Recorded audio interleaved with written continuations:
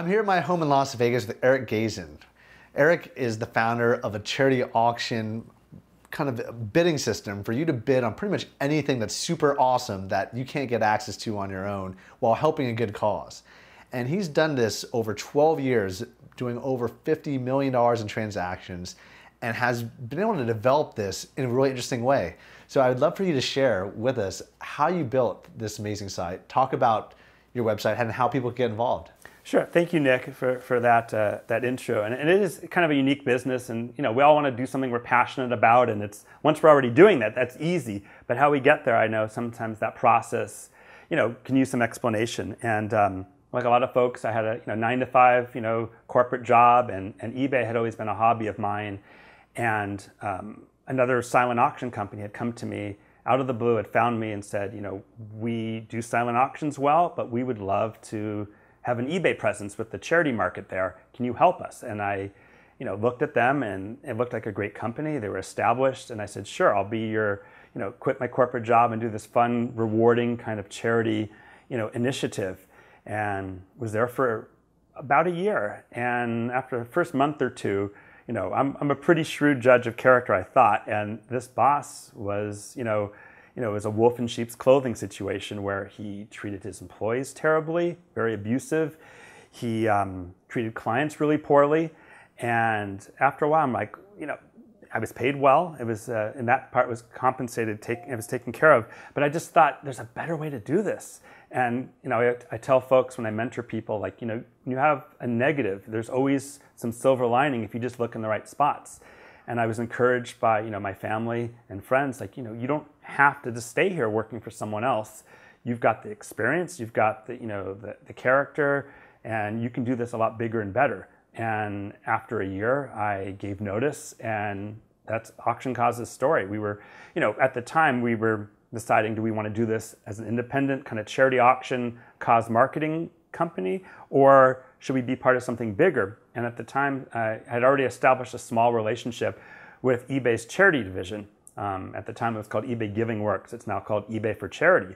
And it's just this amazing program that allows you or me or the charity or anybody to sell and give anywhere from 10 to 100% of the proceeds to your favorite cause. There's like thousands and thousands of causes to choose from.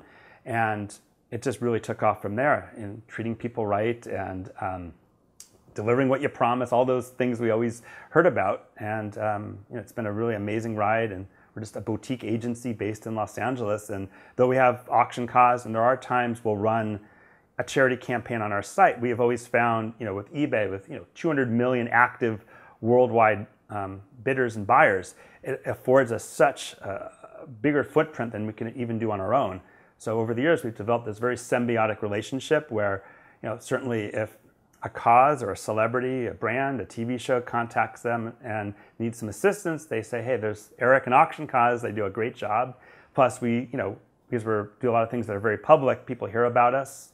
And, I'm the only salesperson, the founder, and I love what I'm doing. Wow, so you actually build the network and relationship with charities, celebrities, and all these people from scratch, kind of build it up. Well, how's that process work to build up that network? Well, it helps a little bit being from Los Angeles, but I didn't have any particular background in the entertainment industry. And I think, we got lucky. A few interesting examples, and I don't mind sharing this. I don't think I've ever shared this in an interview before. One of the big things I know a lot of entrepreneurs are trying to figure out when you get started is the pricing. You might think you have a very quality product that is worth quite a bit, but you're an unknown. Who's going to give you a lot of money as an agency to accomplish a task? So about this time in our first year, Oprah Winfrey had contacted eBay about having a small charity auction. Matthew McConaughey had a vintage Corvette that he wanted to auction off as part of his participation on the Oprah show. So Oprah's people got in touch with eBay and they said, hey, there's this little agency, Eric and Auction Cause. And I remember at the time thinking, you know what? If I can have Oprah as a client, it's going to open doors. Charge as little as possible. And I think we charged literally $1,500 to run this whole campaign. And after that, it went great. It sold for $72,000. The winner went on the Oprah show and got Matthew to toss the keys to his vintage Corvette. And from there, the phone just began to ring. And, there was credibility, and little by little, getting some big names, it really allowed us to grow very organically. And then, other celebrities heard about us. Agencies in LA kind of started referring people to us, and it was just one client at a time doing the right thing. And at the same time, strictly just purely nonprofits, not just the celebrities. They needed solutions. They, were great and passionate about their causes, but a lot of nonprofits don't have the budget or the time or the skill sets to run, a full-fledged campaign, do the web design, screen the bidders, it's shipping, it's fulfillment, it's the marketing. And that's outside a lot of what they can do on their own. So we kind of found that niche as well. Now, you're creating a company that has a super amount of auctions, has a lot of celebrities involvement, and you come from the Los Angeles entertainment world. I'm curious about how you think leveraging the Los Angeles experience and that Los Angeles networking has helped you.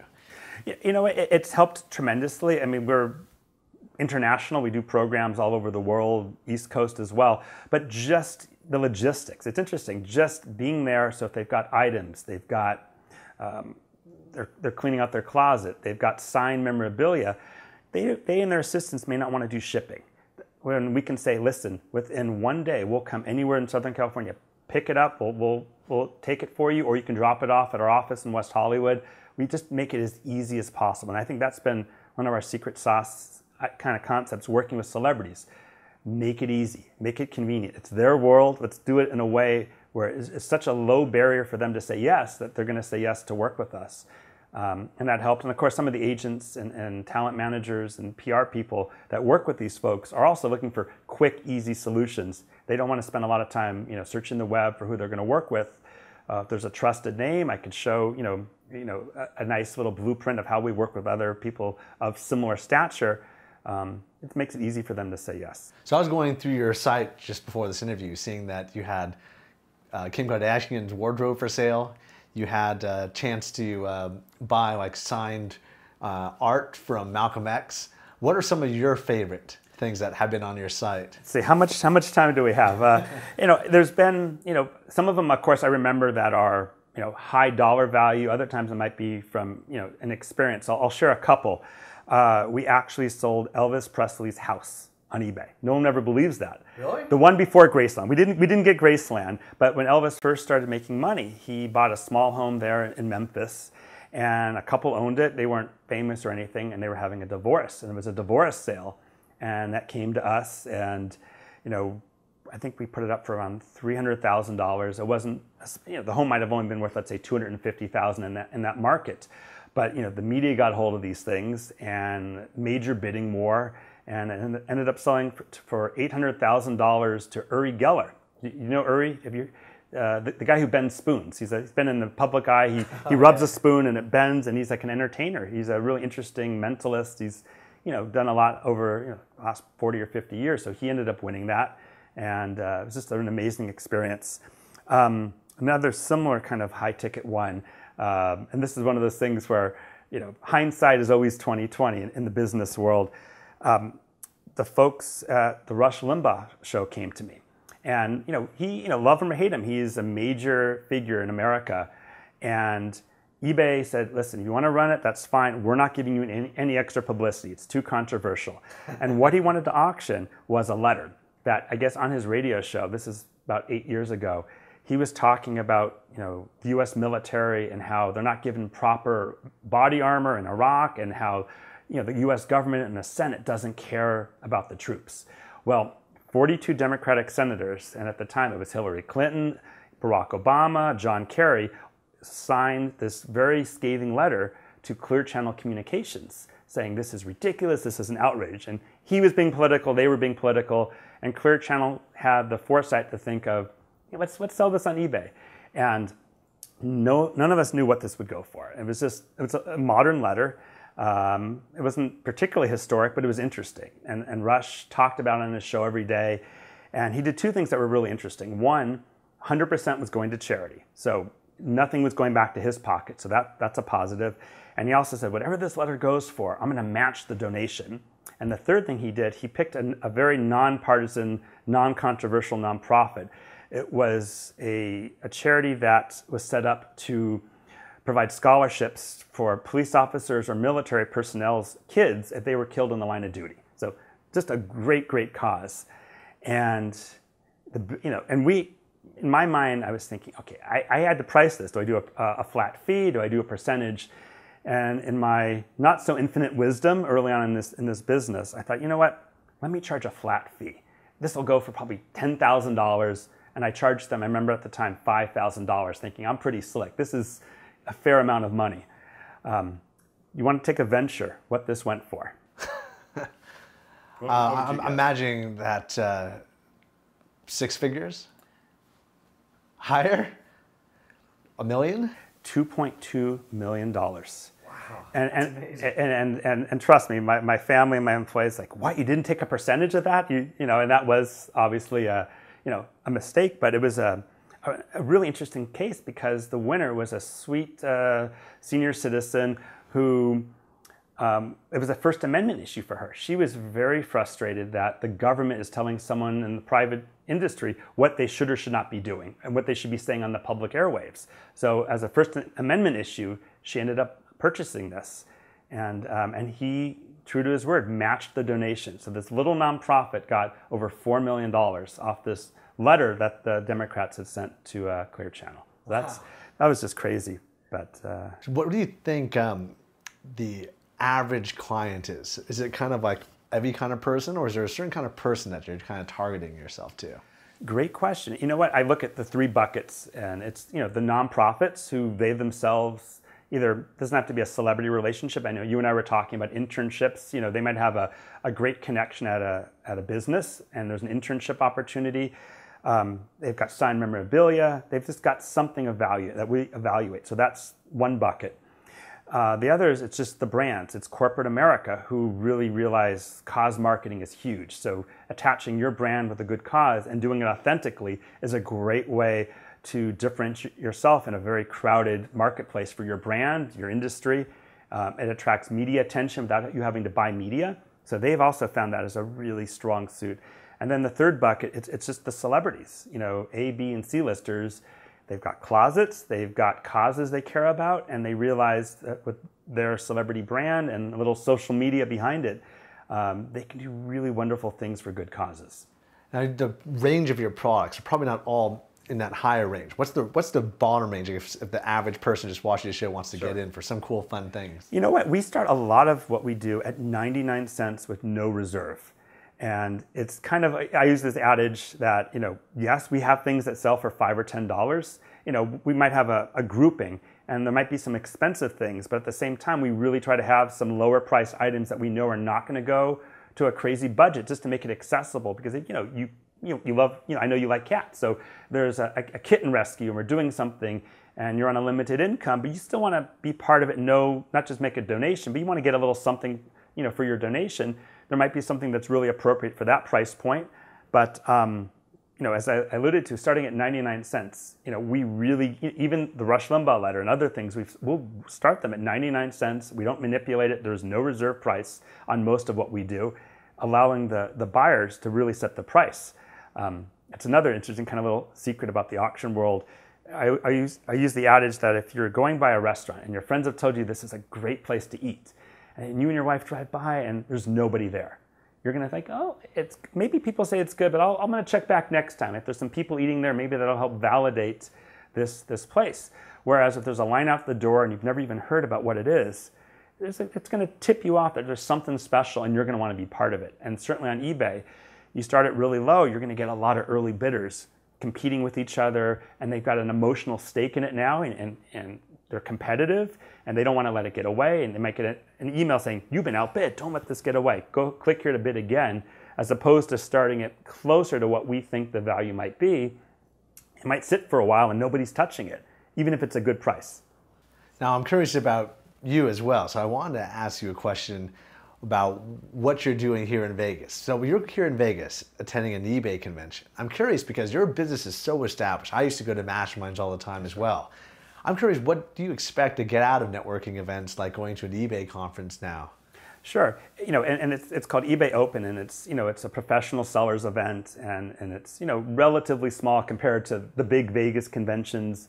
And they used to have eBay Lives in the day where it was thousands and thousands of raw eBay people who are excited. And like any business, it's matured. And for me, on a personal level, I do so many interesting projects with so many different teams at eBay, from their eBay for Charity division, their Art Antiques Collectibles has a fantastic program as well, eBay Motors, as well as people behind the scenes. They might be in PR, they might be just account management, and it's just a way I find, especially in the internet age, to actually meet face-to-face with people you do business with on a regular basis. Just helps cement the relationship and that symbiotic nature of, we have the same goals, same interests, and just telling them what we're up to and maybe learning what some of their needs are. And like any business, eBay is always evolving, both on the technical side, the customer side, product side.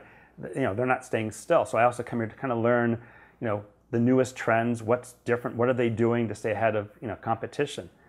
So it's all of the above. And I guess my other thought is, being someone in your position where the kind of auctions and the kind of people you have to facilitate, just knowing how things work in terms of like what I do, I would imagine that you're attending in your life events all the time to network and try to build relationships and build upon what you're doing and build a platform, getting new products, getting new things into the inventory. What does your typical week look like? Well, luckily we're big enough to have, a great team who's involved in the actual, product, the listing, the customer service, the shipping, all, the accounting issues that go along with it. I'm really looking at, what's relevant culturally, what's in the news. Is there, for example, a perhaps, a disaster in the world that needs money raised quickly? So we try to position ourselves that we're a go-to agency to help raise money for a disaster. So I'm looking at, reading the news a lot, reading a lot of entertainment publications. At the same time, I'm also looking kind of what brands are doing, what's new, in social media. Where are they looking to drive attention? Is it about getting a return on investment, selling their widgets, selling their product? Is it more about kind of introducing their brand as a cause marketing through a cause marketing program, showcasing how they give back? And when I find companies who are doing that, we present our solution to them very matter-of-factly. I'm not, we have no salesperson. I am the founder. I'm the salesperson. I feel I can represent it the best without, strong-arming anyone into our situation. So it's more just about when I meet people who I think they have a genuine need for what we're doing, and I don't think there's really anyone doing exactly what we're doing, present the case, and more times than not, they are curious, and it's the negotiation and doing an assessment what a celebrity or even just a person of high net worth has that they might want to liquidate. Maybe it's a vehicle, maybe it's a house, maybe it is, a designer closet. And I think that's the other kind of fun part, is there's a free consulting aspect that I do, just to evaluate what their goals are and how can we help. So that's most of what I'm doing. It's also visiting our current clients and staying up to date on what's going on with them. Freeing myself up, like a lot of, I think, founders, to focus on the part of the business that I find fun and interesting. Now, one of the things we were talking about earlier is about how your site also facilitates a lot of meet and greets, and how some of your clients will even develop relationships with these people and continue it forward.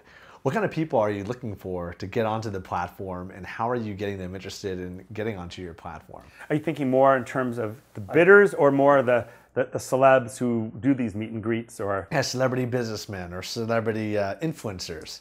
A lot of it comes through, existing relationships. A friend of a friend has a need, and again, after doing this for so long and so many, hundreds and hundreds of interesting campaigns, we get passed around. So they'll reach out to us, and particularly with meet and greets, it's a really interesting area because you never know who's going to win. I mean, everyone's money is green, and you want it to go as high as possible. So our big thing with there is having a layer of security for both sides. If you're the winner of something like this, we want to make sure you have a wonderful time, make it as easy as possible for the winner to just show up and be it an internship, be it a celebrity, dinner with a celebrity, to give them an opportunity to really get to know them. So at the same, what we'll do is we'll do a criminal background check on our winners. We try to set expectations. You know, I do chaperoning. I'm usually at the next table over, and they can tap their watch if they've had enough of this person, or they can wave me off and they can talk and drink all night and really develop that personal relationship. So a lot of it really has to do, everyone's a little different. My main goal is to make sure it's, you know, it's in a public place, it's done safely, and I almost, in a way, I wouldn't call it a psych profile, but I want to get to know the winner. You know, I say this somewhat humorously. If we're doing an auction for a teenage YouTube celebrity who's 17 or 18 years old, and an older single man is bidding on it, who doesn't really fit the profile of the demographic, I get a little bit more protective of my celebrity client. If it's, you know, in the past we've done things with, you know, Disney celebrities and such, and it's mom, dad, and the 2 kids, and I'm very relaxed because I know it's about the kids meeting their favorite Disney celebrity. So it really is, it's a whole range of things. We want to make it easy and smooth, but behind the scenes we've got a lot of checks and balances, from, you know, the legal terms and conditions we put in these auctions to really manage expectations. We don't want people to ever be disappointed, like, oh my gosh, you said they're going to do this and get this, and I'm going to spend an hour and they only spent 30 minutes with me. So we, on both sides, will say to the celebrity and their publicists or folks working with them, saying, you know, please proof what we're about to put on eBay. Are you cool with this? You know, we're going to give you a year to fulfill it. If that works for you, give us a choice of cities that you're flexible with. And then we stay on board to facilitate. That's a big part of it, that we don't just disappear. We really want to make sure that it goes off smoothly no matter how long it takes. That's really important. Now, behind the scenes, how often do you have clients approach you and ask for, say, a custom experience? Like someone says, hey, I want to meet the governor or a senator or a particular person, or I want to play golf at Augusta. Often.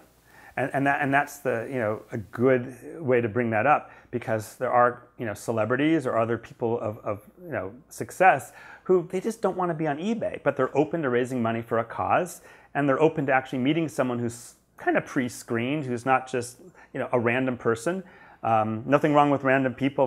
Most folks we do this with are in that way, but we're in a position now, you know, with so many clients that we have our own kind of private list that we can kind of offer something, you know, we might say, hey, listen, we're going to put this on eBay for $20,000. If you're a past client, we know you're a great person. Would you like this for $18,000? And it'll never go on eBay, and we can offer it to you first and get a deal, and everyone's happy. It goes quickly. What's one final question? What's an example of one of your most interesting custom experiences that you put out there that you could talk about? That I can talk about. You know, I really am impressed with what Tom Hanks and Rita Wilson do every year. And this is, you know, maybe I'm jaded being from Los Angeles, and I think celebrities are great, but they're just regular folks like you and me. This is the one, actually, the only thing I actually enjoy going to in the audience. It's basically Tom Hanks and Rita Wilson are big fans of Shakespeare, and they support Shakespeare Center Los Angeles. Every year they do a celebrity Shakespeare reading, where it's like an actors kind of event, where most of the people in the audience are in the entertainment industry. You know, very expensive tickets that sell out privately very quickly, and it's one night only. And they and about 10 of their friends, and a lot of them are A-listers, get together and they read Shakespeare. And just about every year, including this year, they give us the opportunity to auction off one part. They actually create a part, you get a line of dialogue, you're on stage, you're in the program, you're at the after party, you're on stage holding their hands, taking a bow, you're in the photos. You get like real interaction time with a bunch of really people you would never actually normally get to interact with. And I think that's just great, because it's what I think this is all about, because at the end of the day, people want to raise money either for themselves or for great causes. At the same time, they want to find a way to kind of connect with, you know, the public. And one of the interesting things about these things is that, I'm not sure if you've ever seen or heard about this, we've actually had situations where someone initially is excited about the celebrity experience, and then they learn about the cause, and they're so touched by the cause, they've turned into board members, they've created endowments, they've put the nonprofit in their will. And it's just so gratifying to know that this simple little eBay auction that we had no expectation creates a relationship now, even when we step out of it, between the winner and this organization, and they love it. I mean, this is how they, you know, it's hard to attract new donors and supporters. Awesome. Well, thanks so much. It's been a great interview. Absolutely, Nick. Thank you so much, too. Cheers. It's been fun.